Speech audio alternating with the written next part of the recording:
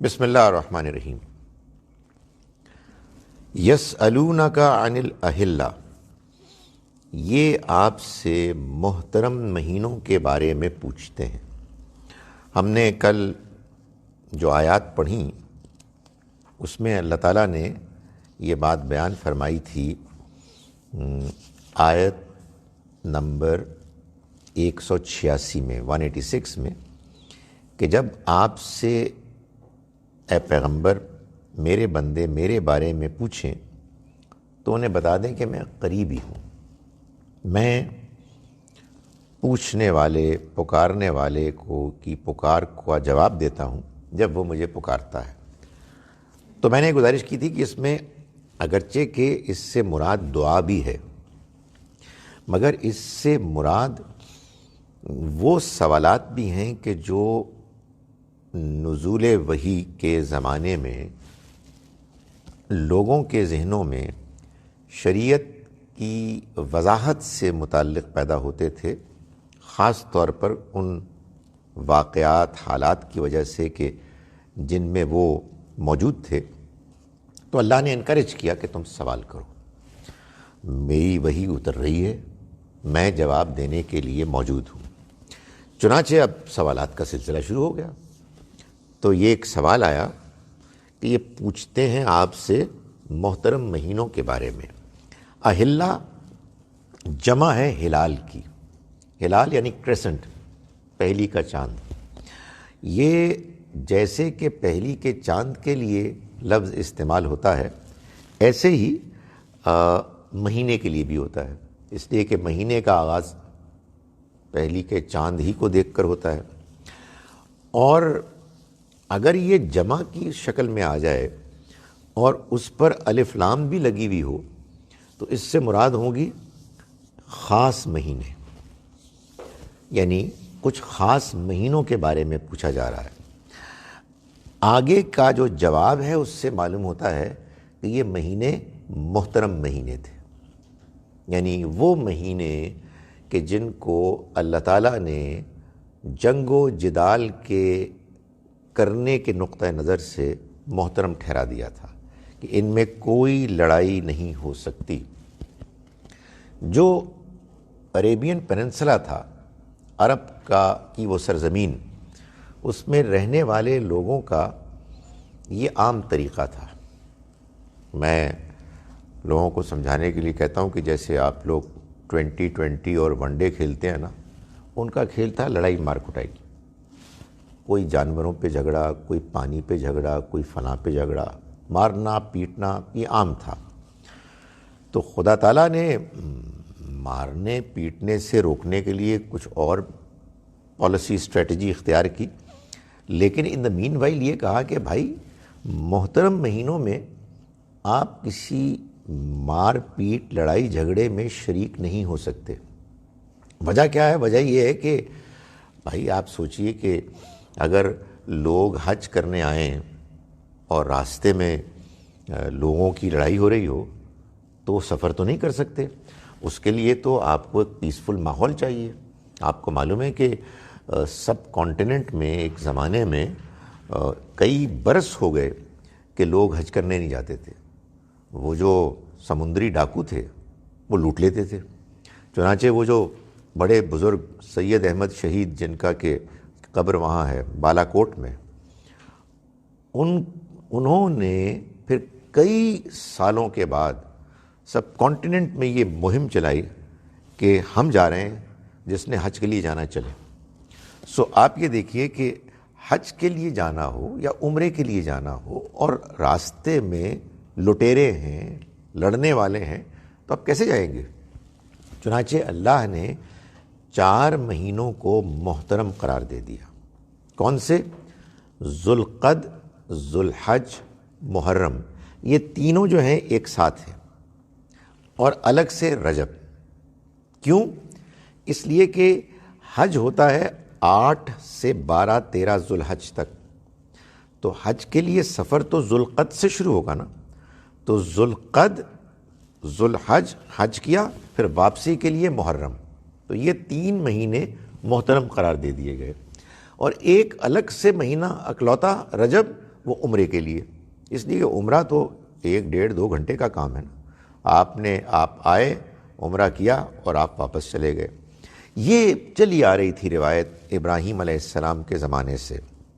اب صورتحال یہ پیدا ہو گئی کہ مسلمانوں کو جب یہ معلوم ہوا کہ یہ قبلہ تو اب اللہ کا گھر بن گیا ہے، یعنی پہلے بھی ظاہر ہے کہ مکے والوں کی جو مسلمان یہاں رہتے تھے اور عرب کے معاشرے میں مکے کی خانہ کعبہ کی حیثیت اہمیت بہت زیادہ تھی، لیکن درمیان میں کچھ تھوڑے سے وہ کنفیوز ضرور ہوئے کہ وہ بیت المقدس کی طرف رخ کر کے نماز پڑھنے لگے، لیکن جب دوبارہ اللہ کا حکم آیا اور قبلہ خانہ کعبہ اللہ کا گھر بنا تو ان کے اندر یہ تڑپ خواہش پیدا ہوئی کہ ہم اب جائیں، حج کریں، عمرہ کریں، لیکن سوال یہ پیدا ہوا کہ کیسے کریں بھائی؟ وہاں جائیں گے تو وہاں تو یہ ہم کو روک لیں گے، اور روکیں گے، جائیں گے ہم محترم مہینوں میں اور روک لیں گے تو پھر کیا ہوگا؟ تو یہ سوال پیدا ہوا کہ اب کیا کریں؟ کیا محترم مہینوں میں لڑیں؟ لڑائی تو الاؤڈ ہی نہیں ہے۔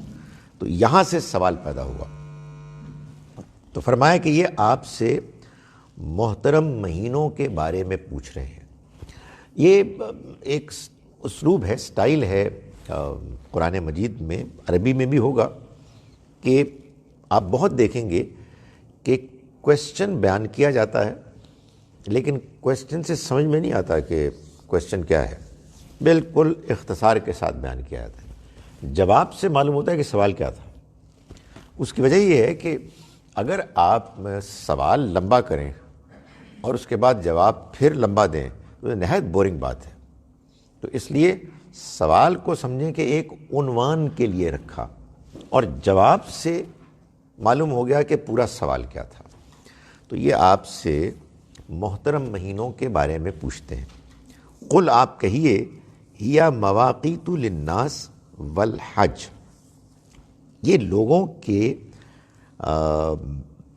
بہتری کے لیے ہیں یہ مہینے، اور حج کے اوقات کے لیے بھی ہیں، یعنی یہ وہ مہینے ہیں کہ جن میں لڑائی جھگڑا، جنگ و جدال ناجائز حرام قرار دے دیا گیا ہے، یعنی ایسا ناجائز ہو گیا ہے کہ کہتے ہیں کہ لوگ لڑائی کرتے تھے اور کوئی کہتا کہ ذوالقعد کا چاند نظر آ گیا ہے تو تلوار ادھر سے نیام میں آ جاتی، ختم ہو گیا، اب کچھ نہیں ہو سکتا۔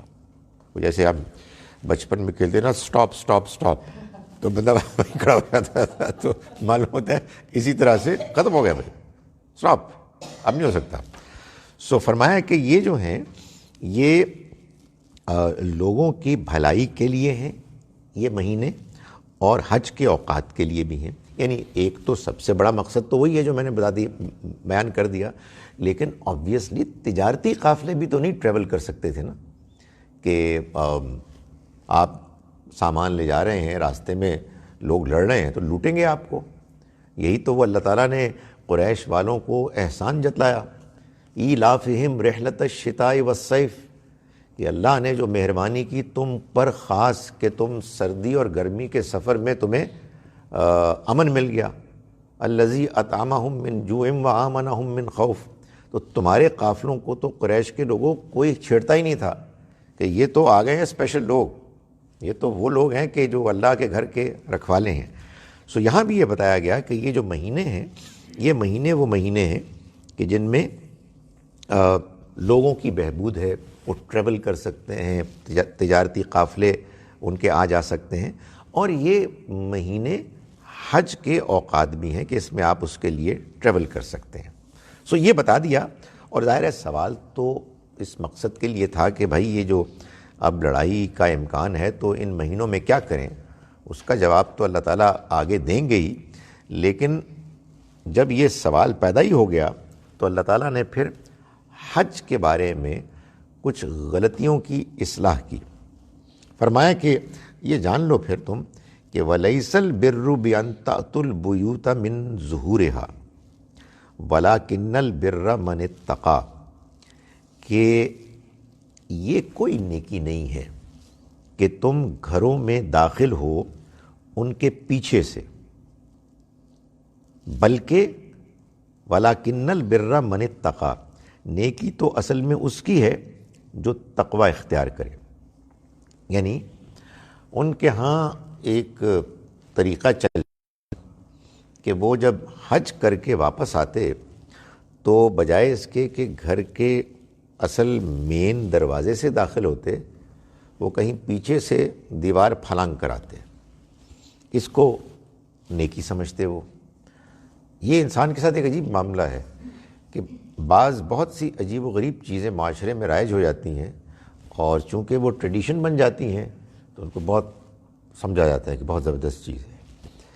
تو غالباً اس کی وجہ یہ ہوگی کہ وہ خیال کرتے ہوں گے کہ یار جب ہم نکلے تھے تو ہم گناہ گار تھے، تو جس دروازے سے نکل کے گئے تھے اب ہم گناہ دھو کے آئے ہیں تو اس دروازے سے واپس نہیں آئے گے. تو اس میں ایک ویسے بھی بڑی زبردست ایکسپلینیشن ہوتی ہے. آدمی اس طرح کی فضول باتوں سے اور بھی متاثر ہوتا ہے کہ اچھا بہت بڑی بات ہے. تو اللہ تعالیٰ نے یہ کوئی نیکی نہیں ہے، اس کا کوئی تعلق ہمارے دین سے نہیں ہے. یہ قرآن ایک سے زیادہ جگہ بتا چکا ہے کہ اگر آپ کو کوئی بات اپنے دین میں کھلتی ہوئی نظر آئے، یہ اٹس ناٹ میکنگ سینس، یہ کیسے کریں، تو تحقیق کر لیں، یہ اللہ کا دین نہیں ہو سکتا. یہ اس طرح کی فضول باتیں اللہ کا دین نہیں ہو سکتا کہ آپ واپس آئیں تو دیوار کو پھلانگ کے آئیں. فرمایا کہ تقوی تو اس کا ہے، نیکی تو اصل میں اس کی ہے جس نے تقوی اختیار کیا، جو پرہیزگار بنا، جس نے اللہ کی حدود کے اندر رہتے ہوئے زندگی گزارنے کا سلیقہ اپنے اندر پیدا کر لیا، اس لیے کہ وہ جانتا ہے کہ اللہ اسے دیکھ رہا ہے اور اس نے اسے جواب دینا ہے. فرمایا وَأْتُوا الْبُيُوتَ مِنْ أَبْوَابِهَا، اور تم داخل ہو گھروں میں اس کے دروازوں سے، یعنی جو اس کے اصل دروازے ہیں انہی سے داخل ہو. اس طرح کی فضول حرکت کرنے کی کوئی ضرورت نہیں ہے. وَاتَّقُوا اللَّهَ، اور اللہ سے ڈرتے رہو، لَعَلَّكُمْ تُفْلِحُونَ، تاکہ تم فلاح پاؤ. یعنی تم کو جو طریقہ بتایا ہے بس اسی کو اختیار کرو. تو یہ تو آپ یوں سمجھیے کہ ایک سر دست ایک ریفارم، ایک اس کا نقطہ ہے کہ جس کو انٹروڈیوس کیا. لیکن اب وہ جو بات ذہن میں تھی لوگوں کے کہ بھائی یہ محترم مہینوں میں لڑائی کیسے ہوگی، تو وہ مضمون واپس آ گیا. فرمایا وَقَاتِلُوا فِي سَبِيلِ اللَّهِ، اور لڑو تم اللہ کے راستے میں، الَّذِينَ يُقَاتِلُونَكُمْ، ان لوگوں سے جو تم سے لڑیں. یعنی اگر تم نے حج کا ارادہ کیا ہے، عمرے کا ارادہ کیا ہے، اور تمہیں مشرکین مکہ کے جو اس وقت اللہ کے گھر کے کنٹرول میں ہیں، جو انہوں نے کنٹرول رکھا ہوا ہے، وہ اگر تم کو روک لیں تو پھر بہرحال تم لڑو، اور لڑو اللہ کے راستے میں. یعنی تمہاری لڑائی میں کوئی اور مقصد نہیں ہونا چاہیے. جیسے دور جاہلیت میں لوگ لڑتے تھے اپنی انا کی تسکین کے لیے، مخالفین کی دشمنی کی وجہ سے مال غنیمت حاصل کرنے کے لیے، اپنی شہرت کے لیے. بھائی صاحب میں نے آپ سے ریکویسٹ کی تھی اس کی. تو آپ یہ سارے لڑنے کے جو موقع ہیں ان کو آپ اس کی وجوہات کو ختم کریں اور صرف اللہ کے لیے لڑیں. یعنی اللہ نے آپ کو اگر یہ حکم دیا ہے تو اس کو راضی کرنے کے لیے آپ لڑیں، اور کسی وجہ سے نہ لڑیں، کوئی اور مقصد نہیں ہونا چاہیے. ولا تعتدوا، اور تم حد سے آگے نہ بڑھو. یعنی تمہاری لڑائی میں بھی اخلاقی حدود کو نظر انداز نہیں ہونا چاہیے. یہ اللہ تعالیٰ نے ہر حال میں اپنے بندوں کو کہا ہے کہ بعض اوقات لڑائی ہو سکتی ہے، بعض اوقات جھگڑے ہو سکتے ہیں، اختلافات ہو سکتے ہیں. آپ کو ان اختلافات میں بھی اس بات کا خیال رکھنا ہے کہ آپ نے حدود کی پابندی کرنی. یہ بڑی امپورٹنٹ بات ہے. یعنی بعض لوگوں کا یہ خیال ہوتا ہے کہ بھائی عام طور پر تو آپ شریفانہ رویہ اختیار کریں، مگر ہن تیری میری لڑائی ہو گئی ہے تو ہن ویکھی میرے اندر کنا غصہ ہے. نہیں، یہ نہیں ہو سکتا. آپ کو غصہ آ سکتا ہے، بعض اوقات آپ کو غصے سے بات کرنے کی ضرورت پیش آ سکتی ہے، but there again you have to be within the limits of decency. اخلاق تقوی کی حد کے اندر رہنا. لڑائی آپ دیکھیں، لڑائی میدان جنگ ہے، اس میں بھی اس کی اخلاقیات ہیں. ہم کو یہ بتایا گیا ہے کہ جب ہم اللہ کی راہ میں جنگ کریں تو ہم صرف جو کمبیٹنٹس ہیں انہی سے ہم لڑیں گے. اس میں بھی آس پاس راستے میں اگر کوئی ایسی چیزیں ہیں کہ جو لوگوں کے فائدے کی ہیں، کوئی اسٹریٹ لائٹس ہیں، کوئی کھمبے ہیں، کوئی اور چیزیں ہیں، آپ ان کو نہیں توڑ سکتے، ان کو نہیں خراب کر سکتے. کسی شخص نے آپ سے مانگ لیا ایک مدد آسانی کے مجھے سپیئر کر دیں، اور آپ محسوس کرتے ہیں کہ وہ اس کو ڈیزرو کرتا ہے، چھوڑ دیں. خواتین اگر دائیں بائیں ہیں، بوڑھے لوگ ہیں، بچے ہیں، ان کو ہاتھ نہیں لگا سکتے، وغیرہ وغیرہ، اس کی پوری تفصیلات ہیں. سو یہاں اس کو ایک لفظ میں بیان کر دیا گیا کہ تم لڑو اللہ کے راستے میں ان لوگوں سے کہ جو تم سے لڑیں، یعنی تمہارا راستہ روکیں، لیکن حد سے آگے نہ بڑھو. یعنی مطلب یہ ہے کہ تمہیں اپنی اخلاقی حدود کو ہر حال میں پیش نظر رکھنا چاہیے. یہ جو ہمارے ہاں اسٹیٹمنٹ ہے، اس کو اللہ تعالیٰ نہیں مانتا کہ all is fair in war and love. نہیں، یہ بالکل جاہلانہ اسٹیٹمنٹ ہے. اللہ نے ہر حال میں آپ کو حد کے اندر رہنے کے لیے کہا ہے. اور یہ بھی کہ جو ہمارے ہاں اسٹریٹجی میں لوگ کہتے ہیں جی کہ معاہدہ توڑ دو، دھوکہ دے دو، سو معاہدے نہیں توڑے جا سکتے. یہ بھی ایک بڑی امپورٹنٹ ایک اخلاقی ذمہ داری ہے. ان اللہ لا يحب المعتدین. اللہ حد سے آگے بڑھنے والوں کو پسند نہیں کرتا. یہ ایک بڑی سخت بات ہے. سخت بات یہ ہے کہ تم نے اگر اللہ کے راستے میں لڑنا ہے تو تمہارے دو ہی آبجیکٹیوز ہو سکتے ہیں. ایک یہ کہ دنیا کی میں تمہیں فتح مل جائے، اور ایک یہ کہ تمہارے اللہ کے راستے میں لڑنے کے نتیجے میں آخرت میں تمہیں کامیابی ملے. تم اگر حد سے آگے بڑھے تو تمہیں دونوں میں سے کچھ نہیں ملے گا. تو اللہ انہی کو پسند کرتا ہے کہ جو حد سے آگے نہیں بڑھتے. جو حد سے آگے بڑھتے ہیں انہیں اللہ ہرگز پسند نہیں کرتا.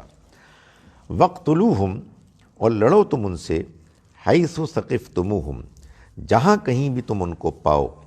وَأَخْرِجُوهُمْ، اور تم نکالو ان کو، مِنْ حَيْثُ أَخْرَجُوكُمْ، وہاں سے جہاں سے کہ انہوں نے تم کو نکالا.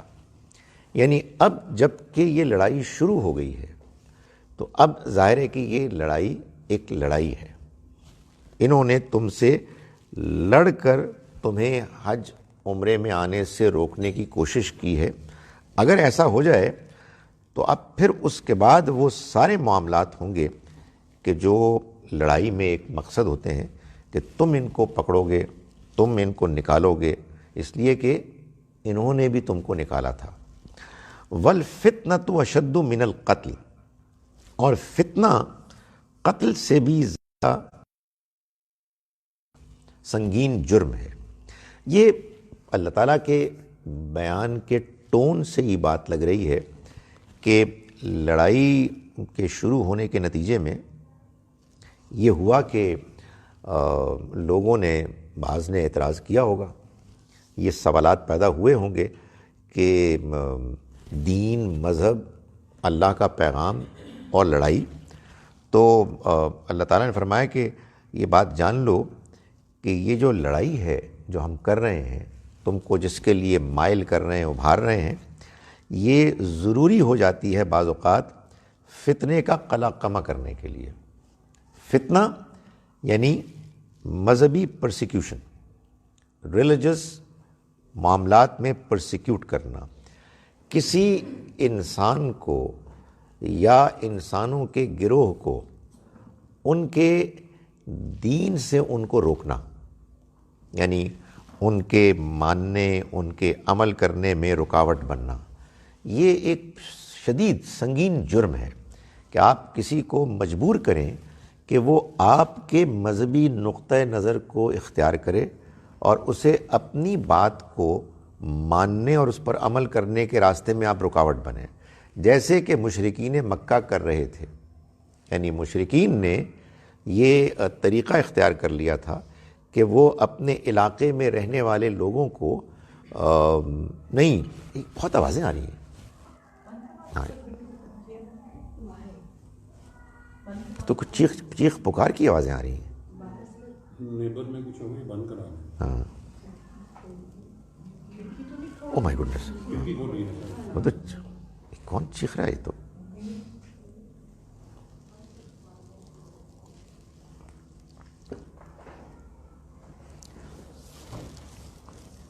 تو یہ جو فتنہ ہے، فتنہ یہ اصل میں اللہ کے قانون، اللہ کی اسکیم کی خلاف ورزی ہے۔ یعنی اللہ کی اسکیم یہ ہے کہ اس دنیا میں آپ لوگوں کو یہ موقع فراہم کریں کہ وہ اپنی مرضی سے چاہیں تو کوئی دین مانے، چاہیں تو نہ مانے، اس لیے کہ دین کے، مذہب کے معاملے میں اختلافات ہیں، مختلف پوائنٹس آف ویو ہیں، کوئی بات بھی آخری حتمی طور پر ہر آدمی کو صحیح نظر نہیں آئے گی، لوگ اس میں ڈیوائیڈڈ ہوں گے۔ تو اللہ تعالیٰ یہ چاہتے ہیں کہ اس اختلاف کے ماحول میں لوگوں کو موقع فراہم کیا جائے کہ وہ دیانتداری سے فیصلہ کرے کہ کون سی بات صحیح ہے، کون سی بات غلط ہے۔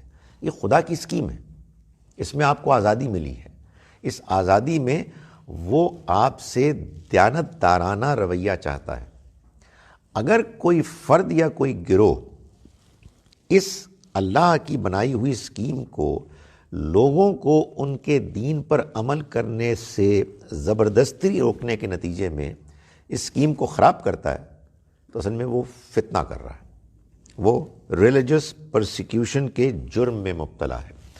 تو اللہ تعالیٰ یہاں فرما رہے ہیں کہ دیکھو، یہ جو ہم تم کو ان سے لڑنے کی اجازت دے رہے ہیں اور تم کو اس بات پر موٹیویٹ کر رہے ہیں کہ اب جب کہ لڑائی شروع ہوئی ہے تو تمہیں لڑنا ہے، تو یہ جان لو کہ یہ اس لیے ہے کہ فتنہ، پرسیکیوشن قتل سے بھی زیادہ سنگین ہے، زیادہ سیریس چیز ہے، اس لیے یہ بہرحال اب ایک مجبوری ہے کہ تمہیں ان سے لڑنا ہوگا۔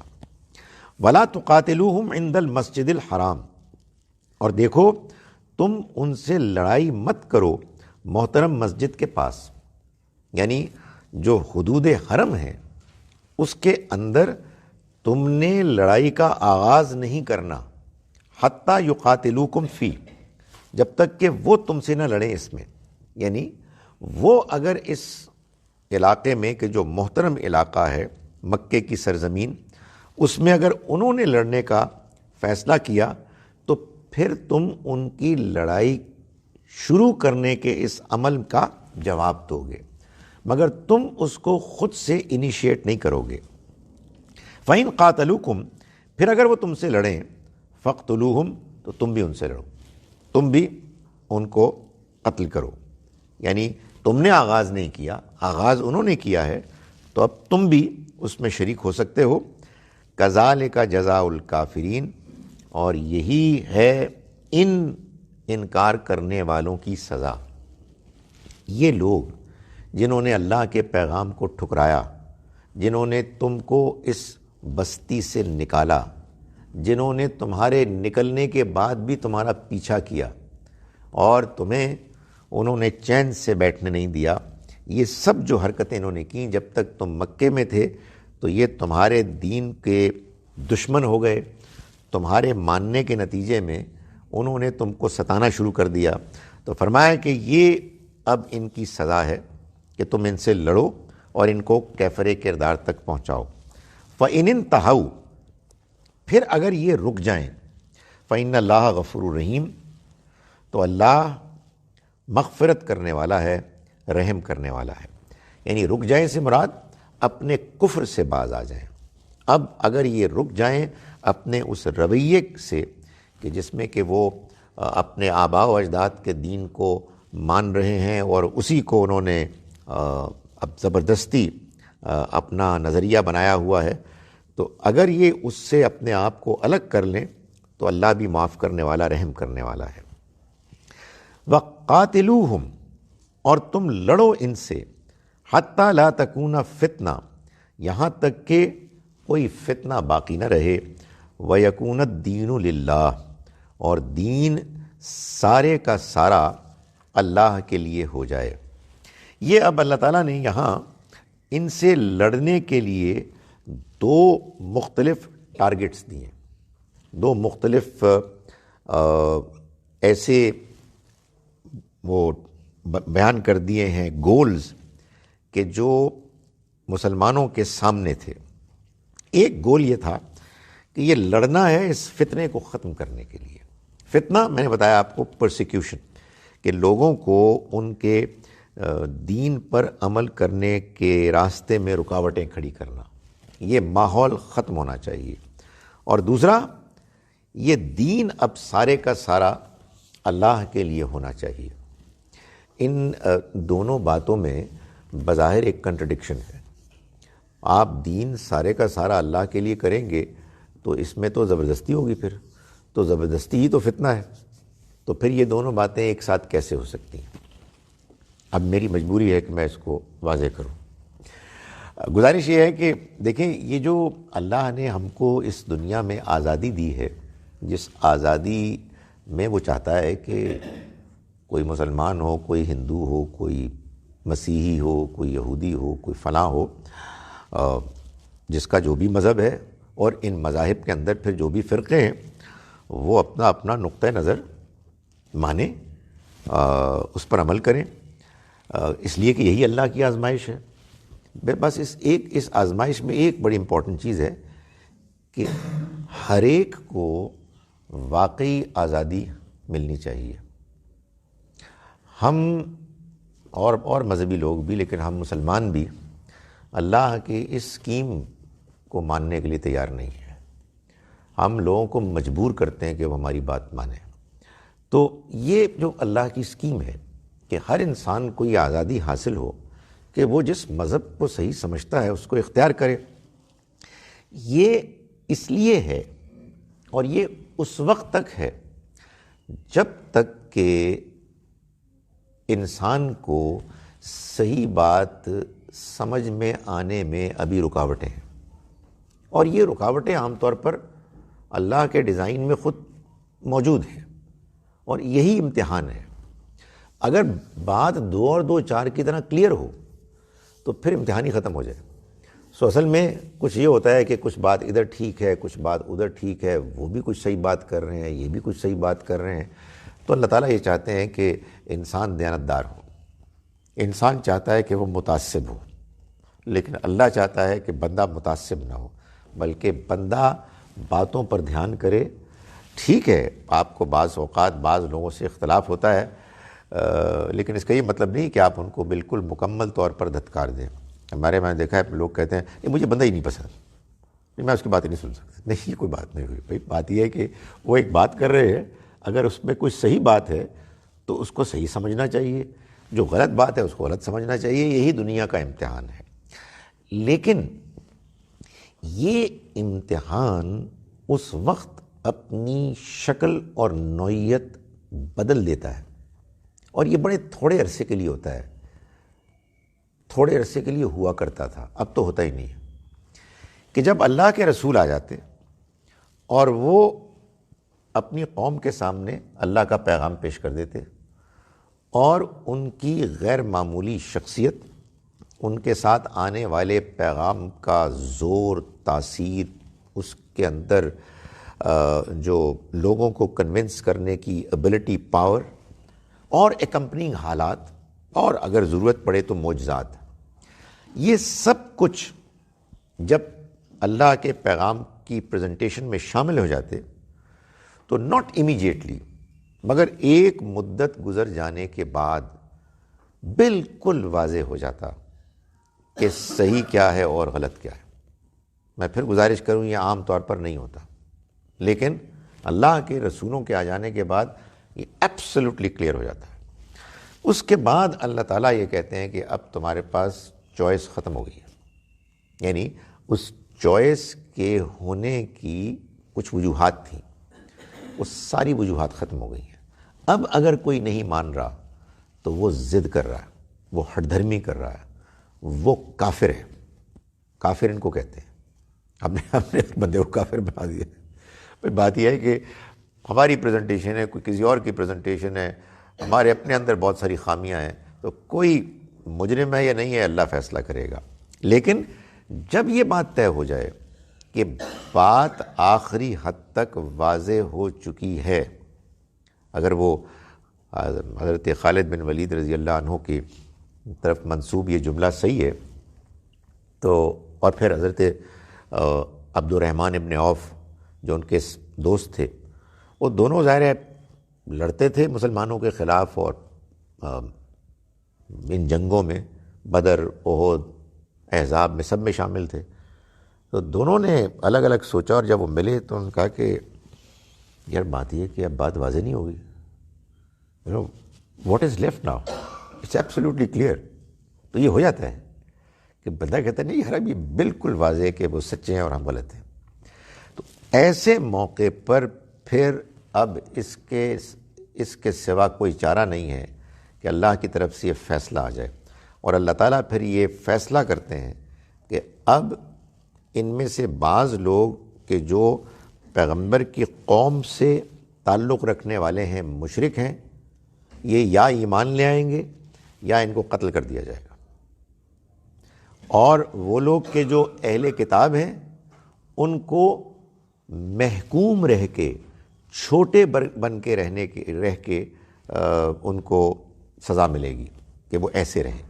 تو یہاں اسی کا ذکر کیا کہ اب جب کہ لڑائی شروع ہو چکی ہے، اللہ نے کسی موقع پر اس لڑائی کو شروع کروانا ہی تھا، وہ عذاب نازل ہونا ہی تھا، مگر اگر یہ اپنی بدتمیزی سے تم کو اللہ کے گھر میں داخل ہونے سے روکنے کے نتیجے میں اس لڑائی کا آغاز کرا رہے ہیں، تو پھر یہ جان لو اے مسلمانوں کہ تم لڑ رہے ہو اس لیے کہ فتنہ ختم ہو جائے، جو ریلیجس پرسیکیوشن کا ماحول انہوں نے پیدا کیا ہوا ہے اس کا خاتمہ ہو جائے، اور پھر آگے بڑھ کر دین پورے کا پورا اللہ کے لیے ہو جائے۔ یہ ان لوگوں کو کہا گیا۔ اب یہ اس میں ایک بات تو بڑی کلیئر ہے، لیکن کلیئر ہونے کے باوجود کمپلیکیٹڈ ہے۔ یہ دوسری جملہ میں ایسی اس لیے بیان کر رہا ہوں کہ ذرا میں ان لوگوں کو انکریج کروں کہ جو کنفیوز ہوئے ہوئے ہیں، حالانکہ کنفیوز ہونے کی وجہ ہی نہیں ہے، لیکن بہرحال پریکٹیکلی تو ہم دیکھتے ہیں کہ لوگ کنفیوزڈ ہیں، اور لوگ سمجھتے ہیں کہ آج بھی یہ لڑائی ایسے ہی ہونی چاہیے جب تک کہ دین پورے کا پورا اللہ کے لیے نہ ہو جائے۔ پورے کا پورا سے مراد پورے کا پورا، پورے گلوب میں سارے کے سارے ملک، ساری کی ساری دنیا، ایک ایک کونا جب تک کہ مسلمان نہ ہو، اسلام کے جھنڈے غلبے کے تحت نہ ہو، ہماری لڑائی، ہمارا مشن جاری رہے گا۔ اور یہ میں کوئی محض بعض فینیٹکس کی بات نہیں کر رہا جو کبھی کبھی پاگل ہو جاتے ہیں اور مارنے لگتے ہیں، اچھے بھلے پڑھے لکھے امپریسو لوگوں کی بات کر رہا ہوں، جنہوں نے کہ یہ دعوتیں عام کی ہوئی ہیں، اور اس دعوت کا الٹیمیٹ گول یہ ہے کہ خدا کا دین پوری دنیا پر غالب آ جائے۔ اور یہ تو خیر میں بھی چاہتا ہوں، لیکن میں یہ چاہتا ہوں کہ یہ ڈائلاگ سے ہو، گفتگو سے ہو، دعوت سے ہو۔ وہ یہ کہتے ہیں کہ اس میں ہمیں پرمیشن ہے، سینکشن ہے کہ ہم اس کو تلوار سے کریں جب ہمارے پاس تلوار کی طاقت آئے۔ تو وہ apart from many other arguments, وہ اس آیت کو بھی اسی کے تحت بیان کرتے ہیں۔ ان کے نزدیک یہ آیت ایرا اسپیسیفک نہیں ہے، یعنی خاص اس دور کے لیے نہیں ہے، بلکہ یہ for all times to come ہے کہ تم لڑو ان سے یہاں تک کہ فتنہ باقی نہ رہے اور دین سارے کا سارا اللہ کے لیے ہو جائے۔ فَإِنِ انتہوا، پھر اگر وہ رک جائیں، فَلَا عُدْوَانَ إِلَّا عَلَى الظَّالِمِينَ، تو پھر ظالموں کے علاوہ کسی کے بھی خلاف اقدام جائز نہیں۔ بعض آ جائیں، یعنی بعض آ جائیں اس فتنے سے بھی اور بعض آ جائیں اپنے کفر سے بھی. یہ اگر بعض نہیں آئیں گے تو پھر ان کے خلاف لڑائی جاری رہے گی، لیکن اگر یہ رک جائیں گے تو پھر ان کے خلاف مزید اقدام نہیں ہوگا. الشہر الحرام بالشہر الحرام، محترم مہینے کا بدلہ تو محترم مہینہ ہی ہے. والحرمات قصاص، اور دوسری حرمتوں کے بھی بدلے ہیں. یہ اصل میں اس بات کو سمجھانے کے لیے اللہ تعالیٰ نے بیان فرمایا کہ دیکھو جیسے دوسری حرمتوں کے بدلے ہوتے ہیں نا، بھائی انسان کی جان محترم ہے نا، لیکن اگر کوئی انسان کسی دوسرے انسان کی جان لے لے تو اب وہ قاتل جو ہے اس کی جان محترم نہیں رہی. اگر آپ نے اس کا جرم ثابت کر دیا تو پھر اس بات کی اجازت ہے کہ اگر اس مقتول کے گھر والے خون بہا لے کے اس کو معاف نہ کر دیں تو اس کو قتل کر دیا جائے گا. یعنی حالانکہ انسانی جان محترم ہے، لیکن ایک شخص نے اپنی جان کے محترم ہونے کے امکان کو ضائع کر دیا. بالکل یہی معاملہ محترم مہینوں کا بھی ہے. محترم مہینے محترم ہیں، لیکن وہ محترم اسی وقت ہیں کہ جب دوسرے بھی اس کا لحاظ رکھیں، اس کا احترام کریں. ورنہ پھر اگر کسی نے پہلے اس کے احترام کو پامال کر دیا تو پھر تمہارے لیے اس میں کوئی حرج نہیں کہ تم لڑو. فَمَنِ اعْتَدَىٰ عَلَيْكُمْ، پھر جو کوئی تم پر زیادتی کرے، فَاعْتَدُوا عَلَيْهِ، تو تم بھی اس سے اس کا بدلہ لو، اس کی جوابی کارروائی کرو. بِمِثْلِ مَا اعْتَدَىٰ عَلَيْكُمْ، ویسے ہی جیسے کہ انہوں نے تمہارے خلاف کارروائی کی، تمہارے ساتھ زیادتی کی. وَاتَّقُوا اللَّهَ، اور اللہ سے ڈرتے رہو، اس کے حدود کی پابندی کرو. وَاعْلَمُوا، اور جان لو، أَنَّ اللَّهَ مَعَ الْمُتَّقِينَ، کہ اللہ حدود کی پابندی کرنے والے پرہیزگاروں ہی سے ڈرتا ہے. یعنی یہ بات پہلے بھی بیان کر دی گئی تھی کہ تمہیں لڑائی میں بھی پرہیزگاری اختیار کرنی ہے، حدود کے اندر رہنا ہے. وَأَنفِقُوا فِي سَبِيلِ اللَّهِ، اور اللہ کی راہ میں خرچ کرو. وَلَا تُلْقُوا بِأَيْدِيكُمْ إِلَى التَّهْلُكَةِ، اور اپنے ہاتھوں کو اپنی ہی ہلاکت میں نہ ڈالو. اللہ کے راستے میں خرچ کرنے کے دو مقاصد بیان ہوئے ہیں. ایک غریبوں پر، ضرورت مندوں پر خرچ کرنا، اور دوسرا اللہ کے دین کے لیے خرچ کرنا. اللہ کے راستے میں جہاد اگر اس کی ضرورت ہے، اللہ کا پیغام اگر اس کو پھیلانا ہے، وغیرہ وغیرہ. تو یہاں یہ دوسری جو ضرورت ہے اس کے لیے کہا گیا کہ بھائی لڑائی کرنی ہے نا، تو اس لڑائی کے کرنے میں جب کہ اب اہل ایمان کو اللہ تعالیٰ نے انوالو کر دیا ہے کہ یہ اس مقصد کو پورا کرنے کے لیے اس کے ویپنز بنیں گے، اس کے ہتھیار بنیں گے. اللہ نے ان کفار کو عذاب دینا تھا، ان کو عذاب میں مبتلا کرنا تھا، لیکن جب رسول کے ساتھی تعداد میں زیادہ ہوئے تو ان کے ذریعے سے اللہ تعالیٰ نے اس کو نافذ کیا. اور یہ قرآن میں بتایا کہ یعذبہم اللہ بایدیکم، اللہ ان کو عذاب دے گا تمہارے ہاتھوں کے ذریعے سے.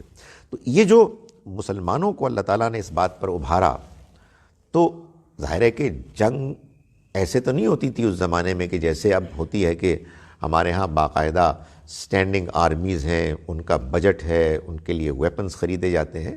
وہ ایز اینڈ وین جب کبھی بھی لڑائی کی ضرورت پیش آتی تو وہی لوگ کہ جو عام اپنے کاروبار معاملات کر رہے ہوتے وہی مجاہدین بن کے، سپاہی بن کے شامل ہو جاتے، اور ساز و سامان بھی خود لے کے آتے. تو اس کے لیے خرچ کرنا پڑتا نا. آپ جنگ کریں گے تو جنگ کے لیے آپ کو بہت سی چیزیں لینی ہوں گی، کھانا پینا بھی ساتھ کرنا ہوگا، ویپنز بھی ہوں گے، وغیرہ وغیرہ. تو فرمایا کہ خرچ کرو اللہ کے راستے میں، یعنی اس جہاد کے لیے.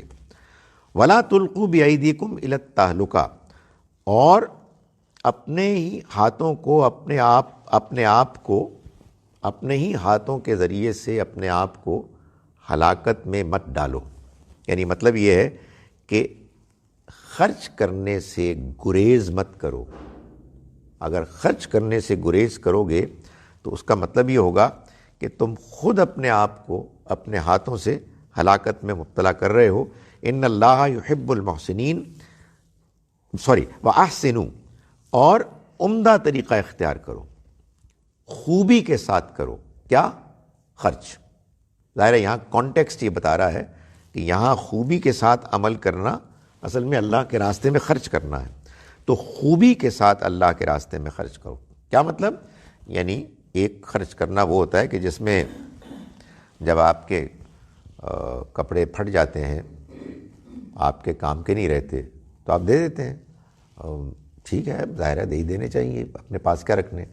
لیکن ایک خرچ کرنا وہ ہوتا ہے کہ جس میں آپ بہترین مال دیتے ہیں، اچھی نیت سے دیتے ہیں، دوسرے کا احترام کرتے ہوئے دیتے ہیں، اور آپ کے اندر جذبہ ہوتا ہے کہ میں اس کو کروں گا اور مجھے بات سمجھ میں آ گئی ہے، یہی اللہ مجھ سے چاہتا ہے. تو فرمایا کہ بہترین طریقے سے کرو، خوبی کے ساتھ کرو. ان اللہ یحب المحسنین، اللہ تو پسند ہی ان کو کرتا ہے کہ جو خوبی کے ساتھ کام کرنے والے ہوں، محسنین ہوں.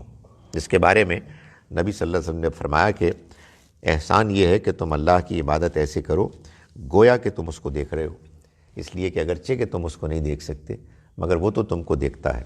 سو عبادت میں احسان یہ ہے. اللہ کے راستے میں خرچ کرنے میں بھی اسی طرح سے احسان کا رویہ اختیار کرو. وَأَتِمُّ الْحَجَّ وَالْعُمْرَةَ لِلَّهِ. ظاہر ہے یہ جہاد کی بات تو اس لیے شروع ہوئی تھی کہ مسلمان سوچ رہے تھے کہ حج کریں، عمرہ کریں، اور پتہ لگا کہ راستے میں تو وہ کھڑے ہوئے ہیں. تو اگر وہ کھڑے ہوئے ہیں تو اب کیا کریں؟ لڑیں نہ لڑیں؟ لڑیں کیا محترم مہینوں میں؟ کیا بیت الحرام کی حدود کے اندر لڑیں؟ تو ان تمام باتوں کو واضح کرنے کے بعد ظاہر ہے وہ مضمون آ گیا پھر جو اصل مضمون تھا حج کا اور عمرے کا. تو فرمایا کہ حج اور عمرے کو پورا کرو اللہ کے لیے. یہ حج کیا ہے، یہ عمرہ کیا ہے، یہ بتانے کی ضرورت نہیں تھی، اس لیے کہ یہ تو چلا آ رہا تھا. یعنی ابراہیم علیہ السلام کے زمانے سے حج کی روایت بین ہی اسی طرح سے چلی آ رہی تھی، سوائے اس کے کہ اس میں کچھ بدعتیں شامل ہو گئی تھیں. ان بدعتوں کو ٹھیک کر دیا گیا.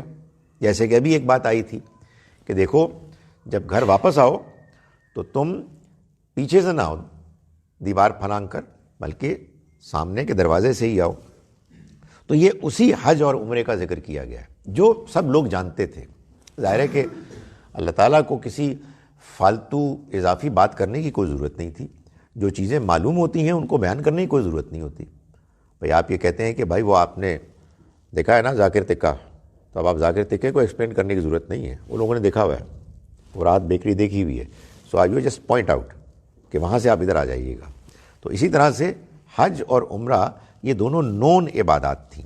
تو فرمائے اللہ کے لیے کرو، اللہ کے لیے کرو. اس زمانے میں لوگ جاتے تھے تجارت کے لیے بھی، اور مقصد اصل میں تجارت ہوتا تھا. لگے ہاتھوں چلو اللہ میاں کو بھی خوش کر لیں. اور ساتھ بت ہوتے تھے، یعنی ہر قبیلے کا اپنا بت ہے، اور غیر اللہ کو بھی اس میں ساتھ ہی خوش کر دیتے تھے. فَإِنْ أُحْصِرْتُمْ، پھر اگر تم گھیر لیے جاؤ، یعنی تم حج اور عمرے کے لیے جا رہے ہو مگر کسی وجہ سے گھر گئے، دشمنوں نے تمہیں روک لیا.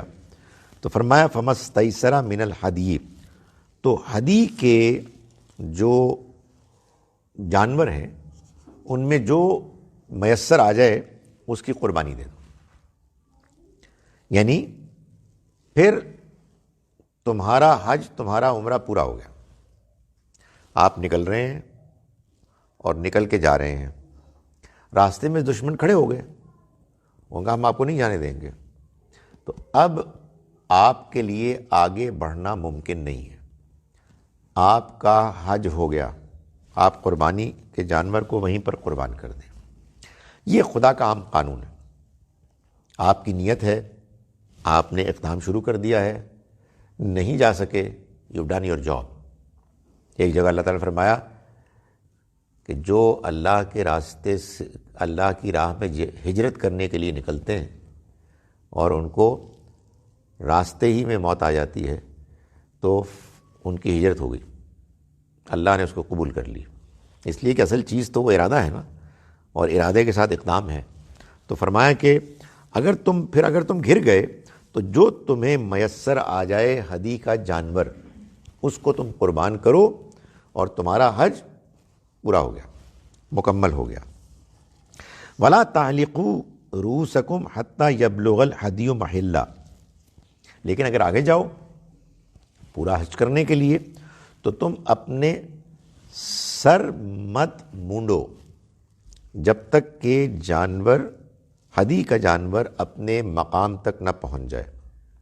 یعنی 10 ذو الحج کو مرد حضرات سر منڈواتے ہیں، جو ظاہر ہے کہ دونوں آپشنز میں سے بہتر آپشن ہے سر مونڈنا، لیکن بعض اوقات یہ ہو سکتا ہے کہ اس میں کوئی پرابلم آ جائے جس کا آگے ذکر ہے۔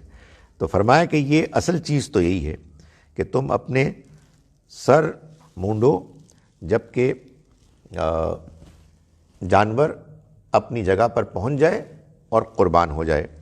فمن کان منکم مریضا او بہ اذن، پھر اگر تم میں سے کوئی مریض ہو یا اس کے سر میں کوئی تکلیف ہو، من راسہ، کوئی تکلیف ہو اس کے سر میں، ففدیۃ من صیام او صدقۃ او نسک، تو پھر اس کو فدیہ دینا ہوگا، یا روزوں کی شکل میں، یا صدقے کی شکل میں، یا قربانی کی شکل میں۔ یعنی آپ کو جانور کے قربان کرنے سے پہلے مجبوراً سر منڈوانا پڑ گیا تو پھر آپ کو وہ کفارہ ادا کرنا ہوگا، ہمارے ہاں جس کو دم کہتے ہیں نا، تو وہ اس کے لیے بیان ہوا ہے۔ وہ کیا ہیں؟ 3 پاسبلٹیز بیان کر دی گئی ہیں، یا روزے، یا صدقہ، یا قربانی۔ چھوڑ دیا گیا اس کا تعین، لیکن حدیث میں آتا ہے کہ نبی صلی اللہ علیہ وسلم نے فرمایا کہ روزے اگر رکھے تو 3 رکھے، صدقہ کرے تو 6 مسکینوں کو کھانا کھلا دے، اور قربانی میں 1 بکرے کی قربانی کر دے، تو یہ کام ہو جائے گا۔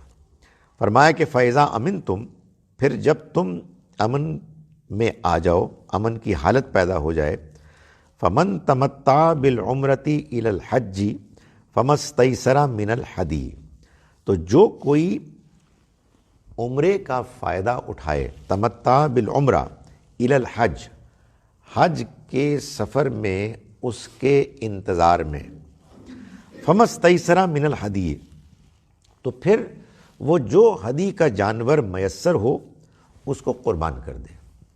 یہ وہ بات کی جا رہی ہے کہ جس کو ہم عام طور پر کہتے ہیں حج تمتع۔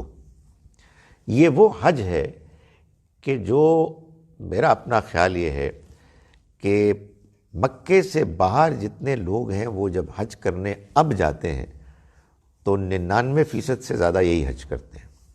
یعنی وہ جاتے ہیں اور پہلے عمرہ کرتے ہیں اور پھر حج کے دنوں کا انتظار کرتے ہیں۔ یہ جو ہم حج کرنے جاتے ہیں اور ایئرپورٹ پہ یا جہاز پہ یا میقات سے پہلے ہم احرام باندھتے ہیں، تو اصل میں یہ حج کا احرام نہیں ہوتا بلکہ عمرے کا احرام ہوتا ہے۔ تو اللہ تعالیٰ نے فرمایا کہ دیکھو اگر تم یہ کرنا چاہتے ہو، آپس کی بات یہ ہے کہ اللہ میاں اصل میں یہ کہہ رہے ہیں کہ اول تو آئیڈیل یہ نہیں ہے، بھائی عمرے کے لیے جانا ہے الگ سے جاؤ، اور حج کے لیے جانا ہے تو حج کے لیے جاؤ، لیکن مان لی تمہاری بات کہ تمہاری خواہش ہے پتہ نہیں کب اور موقع ملے تو اب جا ہی رہے ہو تو عمرہ بھی کر لو لگے ہاتھوں، تو پھر تمہیں ایک جانور قربان کرنا ہوگا، یہ لازم ہے۔ یہ وہ جانور ہے کہ جو عام طور پر لوگ قربان کرتے ہیں حج میں، اس لیے کہ یہی لازم ہے، باقی جو دوسرا ہے وہ اختیاری ہے۔ سو اس کو اللہ تعالیٰ نے فرمایا کہ جب تمہیں جو جانور میسر آ جائے اس کو تم قربان کر لو۔ اس سے معلوم ہوا کہ یہ جو سفر ہوتا ہے یہ حج کا اور عمرے کا حصہ ہوتا ہے۔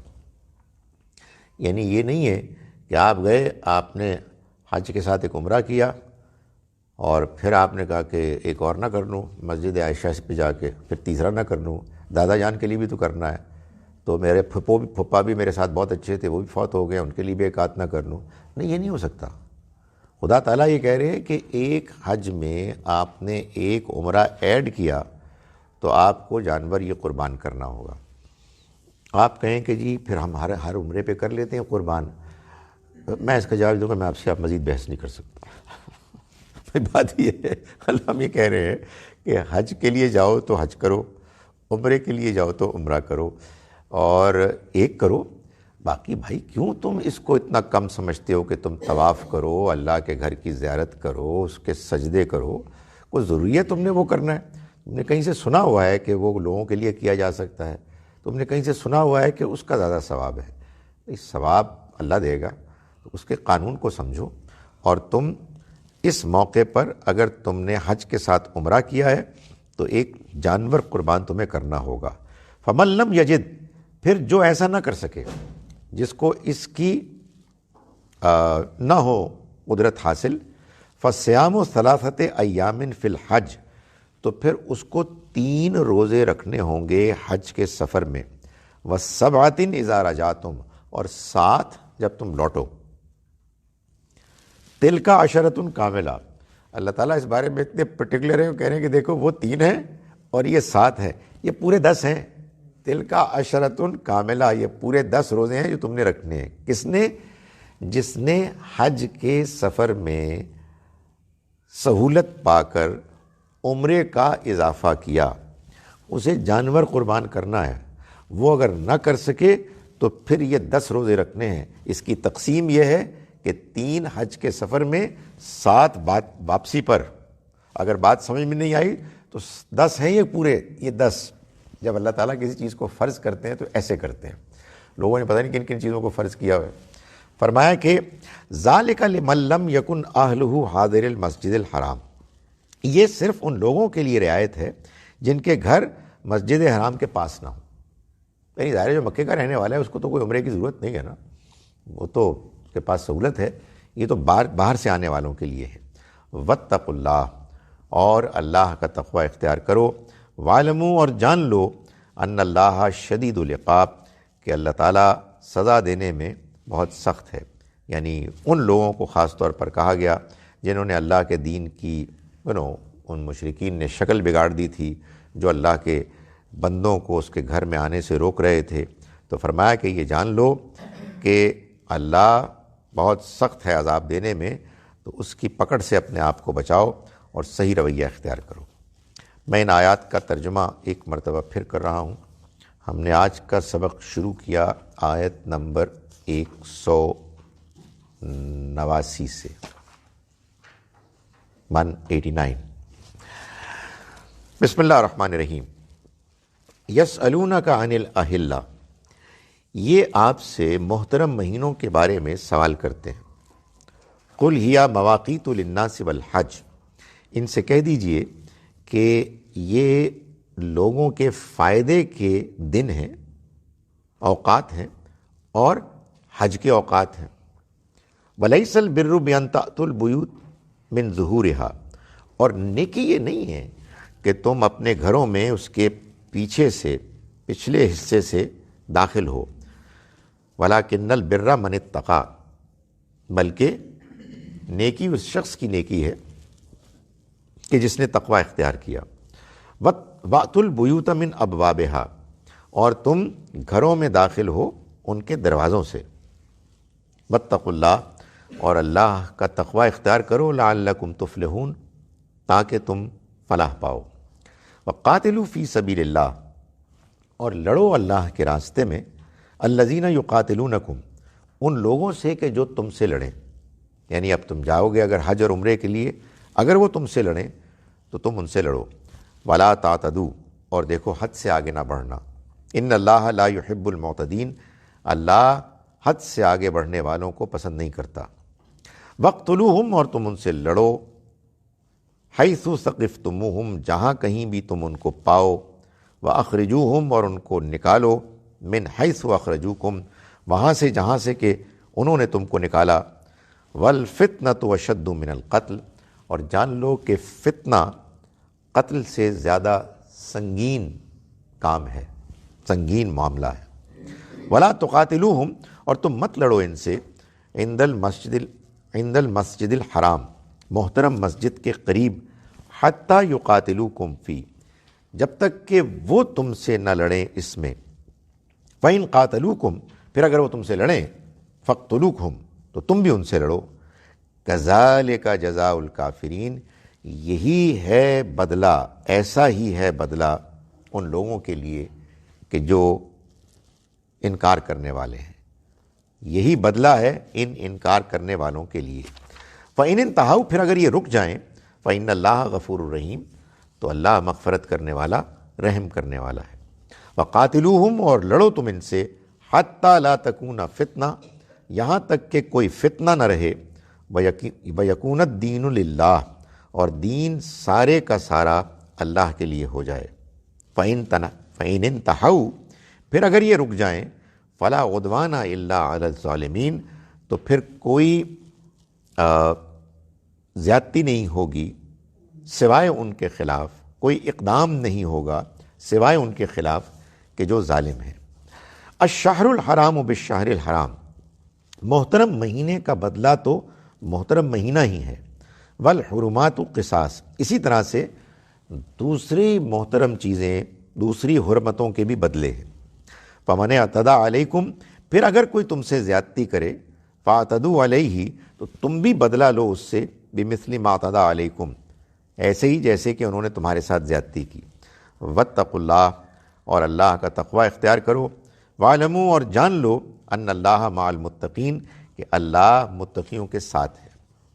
وانفقوا فی سبیل اللہ، اور خرچ کرو اللہ کے راستے میں، یعنی اس جہاد کے لیے.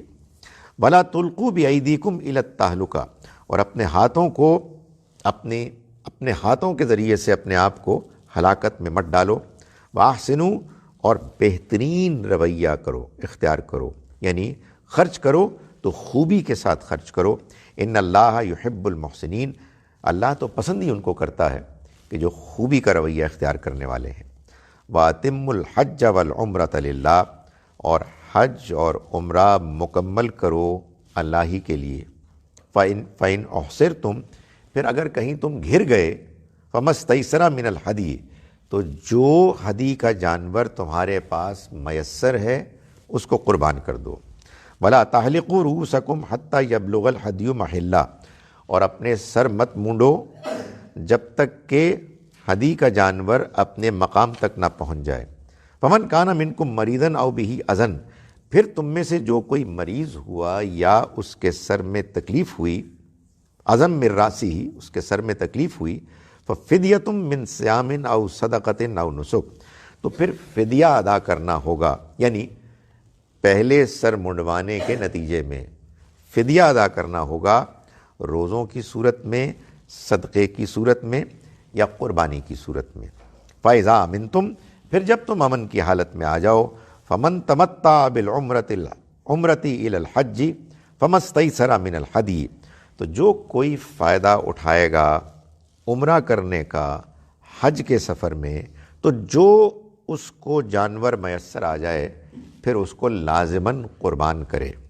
فَمَن لَّمْ يَجِدْ، پھر اگر کوئی ایسا نہ کر پائے، اس کے پاس اس کی صلاحیت نہ ہو، ریسورسز نہ ہوں، فَالصِّيَامُ ثَلَاثَةِ أَيَّامٍ فِي الْحَجِّ، تو اسے 3 دن کے روزے رکھنے ہوں گے حج کے سفر میں. وَالسَّبْعَةٍ إِذَا رَجَعْتُمْ، اور 7 جب تم لوٹ جاؤ اپنے گھروں کو. تِلْکَ عَشَرَةٌ کاملہ، یہ پورے 10 ہیں. ذَلِكَ لِمَن لَّمْ يَكُنْ أَهْلُهُ حَاضِرِ الْمَسْجِدِ الْحَرَامِ، یہ سہولت ان کے لیے رکھی گئی ہے کہ جن کے گھر والے محترم مسجد کے قریب نہیں رہتے. واتقوا اللہ، اور اللہ کا تقوی اختیار کرو. واعلموا، اور جان لو، ان اللہ شدید العقاب، کہ اللہ بدلہ لینے میں بہت سخت ہے. اقول قولی ھذا واستغفر اللہ لی ولکم.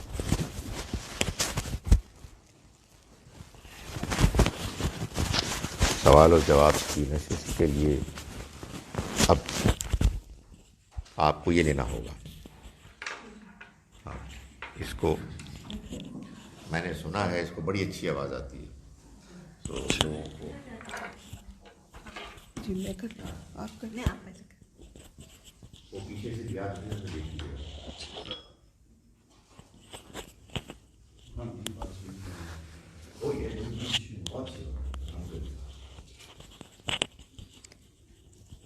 سر میں نے 3 سوال کرنے ہیں.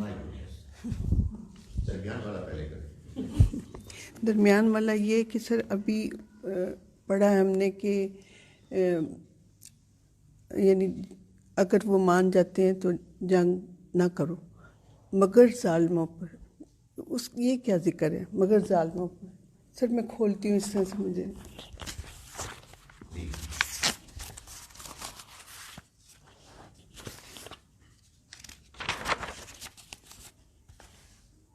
یہ آیت نمبر 193. تو یہ ہے کہ دین صرف اللہ کے لیے ہے، پھر اگر باز آ جائیں وہ تو نہیں روا زیادتی مگر ظالموں پر. ایک تو یہ مجھے سمجھ نہیں آئی مگر ظالموں پر. دوسرا سر یہ جو پارٹیشن میں ہجرت ہوئی ہے اس کی کیا حیثیت ہے دین میں؟ اور سر تیسرا میں بول گئی، میں پھر یاد آ جاتی ہوں. کسی نے لینا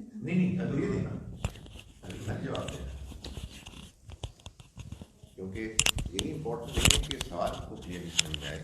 یہ بھی تھوڑا سا امپورٹنٹ ہے کہ ان کو جواب بھی سمجھ میں آئے، اس لیے یہ اس سے ہوگا. دیکھیں، ظالموں سے مراد وہ لوگ ہیں ظالم جو جان بوجھ کر کوئی غلط کام کرتے ہیں، جنہوں نے آنے والے حاجیوں کو، عمرہ کرنے والے حاجیوں کو روکا اور اللہ کے گھر میں داخل ہونے سے انہوں نے ان کو منع کر دیا. وہ ظالم تھے. لیکن یہی وہ ظالم بھی تھے کہ جنہوں نے اللہ کے پیغام کو، اللہ کا پیغام جاننے کے باوجود انکار پر اصرار کیا. تو اب ان کو یہ کہا گیا ہے کہ یہ تو جب تک اپنے اس ظلم سے نہیں ہٹیں گے تب تک یہ لڑائی جاری رہے گی. کیونکہ آغاز انہوں نے کیا ہے، ہو سکتا ہے کہ ہماری پلاننگ میں یہ 2 سال بعد ہوتا، آج کر لیا ہے تو پھر آج ہی اس کو ہم اکمپلش کریں گے. تو ایک بات تو یہ دیکھیں، انڈیا سے پاکستان آنے والوں کی ہجرت تو بات کی بات ہے. نبی صلی اللہ علیہ وسلم نے اپنے زمانے کے ہجرت کرنے والے لوگوں کو یہ بتایا، اور یہ مشہور ہے نا وہ جو حدیث، انما الاعمال بالنیات، اعمال کا دار و مدار نیتوں پر ہے. تو اس میں آپ نے جو آگے مثال بیان کی وہ یہ تھی کہ جو ہجرت کرے گا اللہ اور اس کے رسول کے لیے تو اس کی ہجرت اللہ اور اس کے رسول کے لیے مانی جائے گی، اور جو ہجرت کرے گا دنیا کے لیے، اور اس حدیث میں یہ بھی بیان کیا گیا ہے یا کسی خاتون کے لیے، تو پھر اس کی ہجرت اسی مقصد کے لیے مانی جائے گی کہ جس کے لیے اس نے کی. وہ معلوم ہوتا ہے کہ وہ کسی خاتون میں انٹرسٹڈ تھے، وہ ہجرت کر گئی تو اب بیچارے کے پاس اور کیا چوائس تھی کہ وہی پیچھے چلے جاتے. تو پھر ان کی ہجرت ان کے لیے ہوئی، نہ کہ اللہ کے لیے ہوئی. یہی معاملہ پاکستان کی طرف ہجرت کرنے والوں کا بھی تھا. یعنی میں یہ نہیں کہہ رہا کہ انہوں نے اگر یہ ہجرت کی اس لیے کہ یہ سوچا کہ یار اب ایک مسلمانوں کا ملک بن رہا ہے تو ہمارا فیوچر برائٹ ہوگا، تو یہ انہوں نے کوئی گناہ کا کام کیا. لیکن وہ پھر ہجرت والا جو ثواب ہے وہ نہیں ملے گا. ظاہر ہے جنہوں نے یہ کہا کہ نہیں ہم اللہ کے دین کی خاطر یہاں آ رہے ہیں اور یہاں ہم ایک ایسا ملک بنائیں گے جس میں ہم اللہ کے دین کو اختیار کریں گے، اور اس میں سچائی ہوگی، اس میں دیانت ہوگی، اس میں عدل ہوگا، اس میں لوگ ایک دوسرے کا احترام کریں گے، اسلام جیسا ہم سمجھتے ہیں، تو ظاہر ہے ان کو اس نیت کا ثواب ملے گا. اور ایسے لوگ تھے بہت سارے. جی اب دوبارہ ایکسرسائز کرنی پڑی گی سے پہنچ رہے. جی سر، میں نے آپ سے وہ واٹس ایپ پہ بھی کویشچن کیا تھا. میں ابھی عمرہ کر کے آئی تھی تو یہی کویشچن ریز ہوا تھا کہ مسجد عائشہ سے دوبارہ احرام پہن کے دوسرا عمرہ نہیں کیا جا سکتا. تو سر کنفیوژن یہ تھی کہ پہلے کافی سال پہلے 15-20 سال پہلے میں نے پہلے بھی عمرہ کیا تھا، تو تب یہ ہو رہا تھا اور کوئی اس طرح کا کانسیپٹ نہیں تھا کہ یہ غلط ہے، یا مطلب وہاں پہ بھی ایک جس طرح مقام ابراہیم پہ وہ ڈسکریج کرتے ہیں کہ یہاں رک کے اور اس طرح سے نہ کیا جائے، وہاں کوئی نہ کوئی وہ کھڑا ہوتا ہے ان کا تو اس طرح مسجد عائشہ والے، ہاں جی، تو وہاں پہ تو کوئی ڈسکریج نہیں کر رہا تھا کہ جی یہ والا طریقہ غلط ہے یا کچھ اس طرح سے.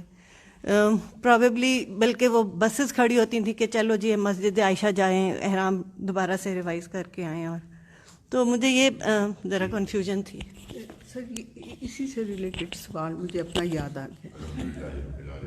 سر میں 4 بار جا چکی ہوں عمرے کے لیے رمضان میں، اور 2 حج.